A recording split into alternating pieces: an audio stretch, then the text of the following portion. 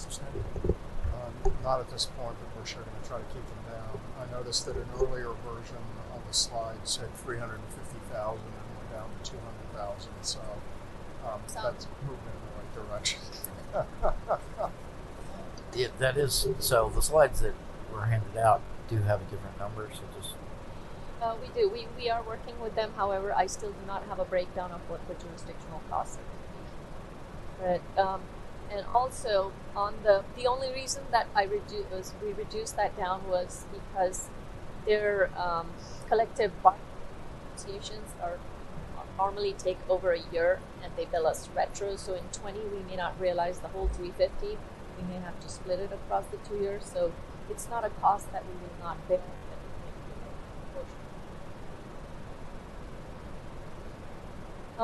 A little bit of good news on the retirement contribution rates, which dropped from 14.78 for the police to 10.29, and a minor drop for basic from 4.3 to 4.11. Another potential increase is the Arlington firefighters, which are increasing one person per shift. They're realigning their shift and they're also changing the shift schedule, which would mean a higher contribution for the city. We currently pay $2.3 million, and it could mean up to 12% more for us if we have to add two staff members. Pay for 2 this year and 2 more in 20. So they ramp up 4 more staff members over 2 years, and they're proposing a 5.5% increase in fiscal year 20. So it could be a 12% increase on our contract amount. Shifting the gear to capital funding, this chart attempts to provide the CIP financing plan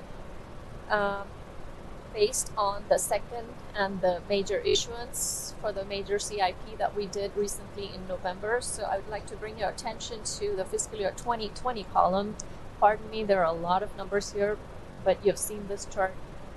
This has been revised to reflect the new debt service of $1.65 million in fiscal year 2020.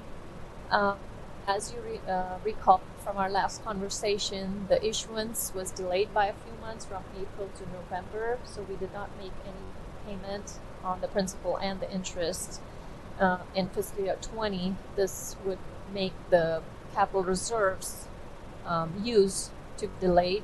So the $2.9 million that we were projecting to use in fiscal year 20 is pushed off to 21 and onwards.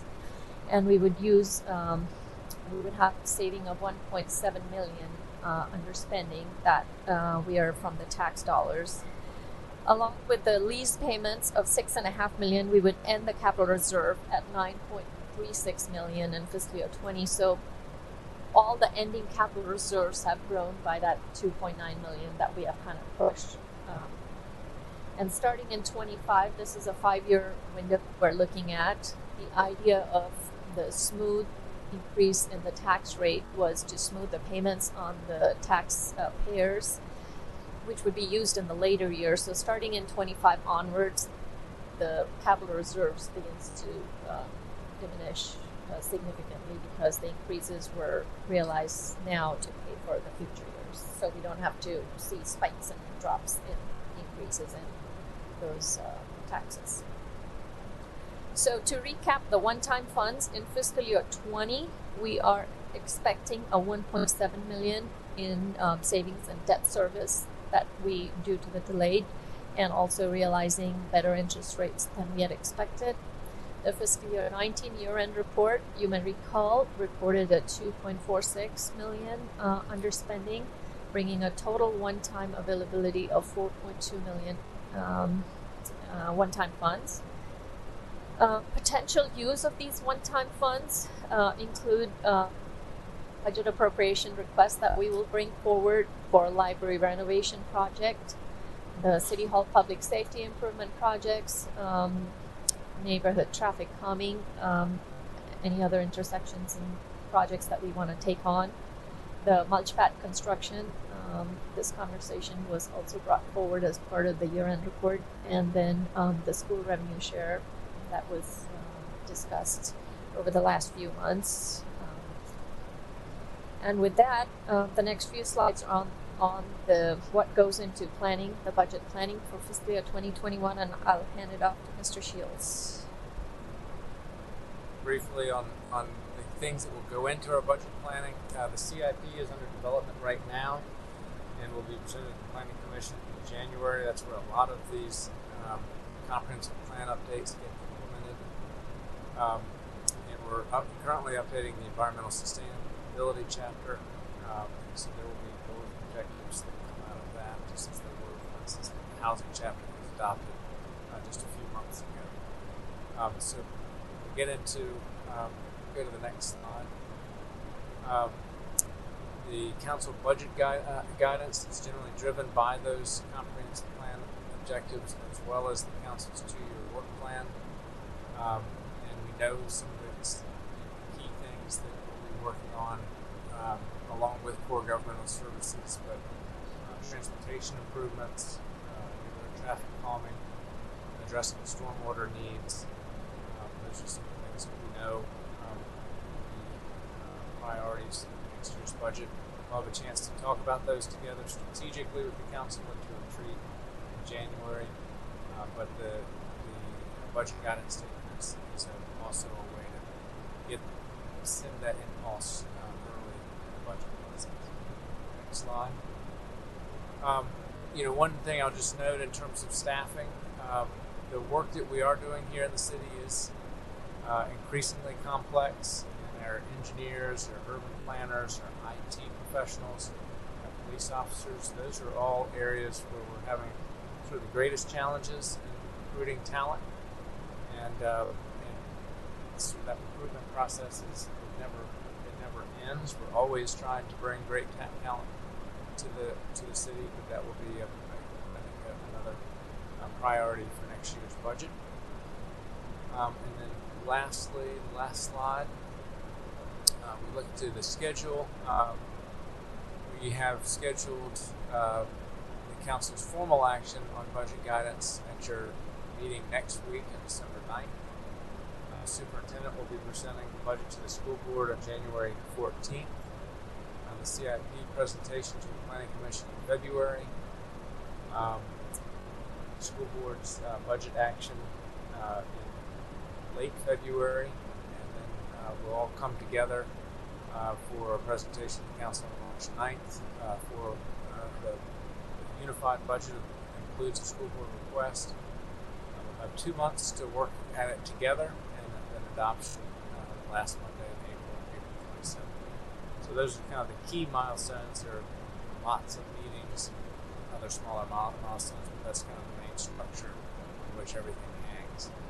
So with that, we'll turn it over to, maybe we'll just pause real quickly, see if there's any questions for us before we go, and then we'll turn it over to Why don't Superintendent. before we start with the city council side, why don't we start with the school board side and see if they have any questions on what they've heard this evening. Thanks, Madam Chair. With respect to the one-time funds and the surplus, I guess for this fiscal year it's $2.5 million. Is that? So that was the FY19 underspending and revenue surplus. And so my understanding was back during the budget cycle, there had been a discussion about the division of that between general government and the school board. I was just wondering what the state of play is with that. Right, so a letter was received by the City Council on this point as well, so I think that is one of the points of discussion. But not to press the point, but I thought we had that understanding that it would be divided. Am I missing something? So we didn't ever reach a formal agreement whether we had that understanding. I think part of the spirit of some of our conversations we've had is that certainly we can have that discussion, and the discussion could also be in the context of whether we'll continue it again for next year's budget. Those are some of the key things that have been discussed. And then just one follow-up. Could you talk a little bit more about the public safety improvements for City Hall? My understanding was that was the motive force behind the renovation. So what does that entail? public safety aspects of it. Well, that's a long discussion, but the key drivers for the project were relating to the police department, sheriff's operation, and court operations for the new council chambers and the court facility. And so that includes the briefings you've got from the chief of police.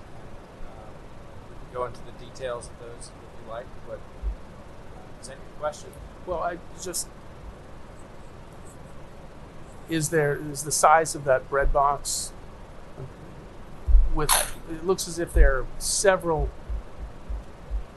mouths at the trough here for the surplus, and how what is, to mix my metaphors, what are the relative sizes of the bread box?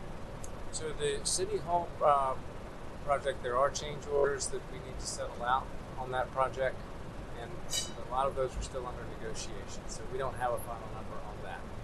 The library renovation project, we're in a much earlier phase, obviously. We're in negotiation of the GMP, and that project is over budget as well, and that number has not yet been finalized. So those are two big things that we'll be wrestling with in the month of January.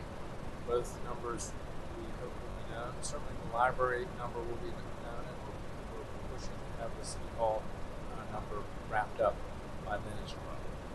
So January is the time.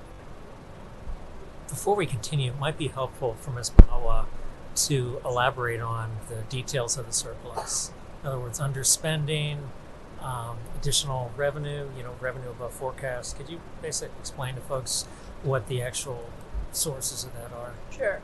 So the fiscal year 20 surplus, the 1.7 million, is coming from the delay in the debt service, as well as the issuance that has been settled with the lower interest rates that we got, the debt issuance. And fiscal year 19 surplus of 2.5 rises of revenues, better than projected, as well as underspending in many departments. The revenues include tax revenues as well as permit revenues, which came much over our projected with the economic development activity that's going on in the city. So all tax dollars, they were 780,000. That was over budget. And when we had discussed the revenue share initially with the schools at that time, there was a discussion of splitting it equally. However, as Mr. Shields said, with the intent of following that in the next year's budget development as well. So I'm just laying out the numbers, and that's what was reported at fourth quarter. The revenue surplus at that time was 780,000. So that 50% equates to 390,000. Maybe you could just elaborate just a bit more. So, because I think the general public has a misconception of what this means. And so, for example, some things, are permit fees, correct? Which are essentially to be put in a lockbox to be used at a later time. That's a portion of it, maybe 800,000 or so, if recollection serves correct. Some of it's underspending, things that need to be spent, but have yet not been done, right? And so, could you just talk a little bit more about the buckets and how much are in the different Sure. I buckets? think the permit fee was about 650,000 over budget. So depending on how we did use 350,000 of the permit reserve in current year's budget in preparation for more inspectors and increased activity for the construction of the Founders as well as the high school. So that reserve has gone down by 350. The intent was that when the one-time revenues come, we replenish those reserves, and we have not taken any action. It all depends on the need on the other capital projects at this point and how much would be. I didn't even list it here, actually, the replenishing the permit reserve. That was one piece. The tax revenues were 780,000. The underspending was over $1 million, I think $1.2 million. So that all kind of together came to $2.5 million of underspending. The underspending was largely due to vacancies that we had across many departments, IT being one of the major ones. and there was some underspending that was minor underspending